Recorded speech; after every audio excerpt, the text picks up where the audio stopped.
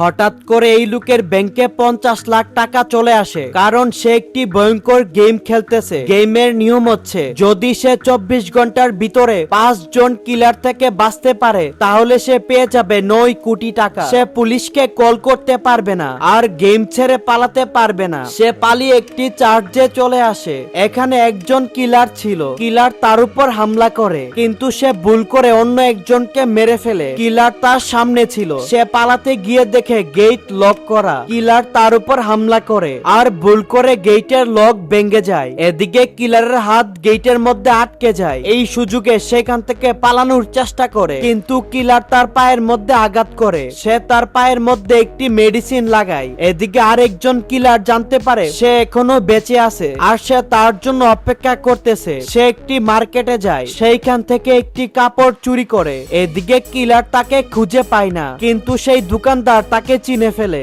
যার থেকে সে কাপড় চুরি করেছিল। টিকটকে লাইক ফলোয়ার কিনতে এই নাম্বারে হোয়াটসঅ্যাপ করুন।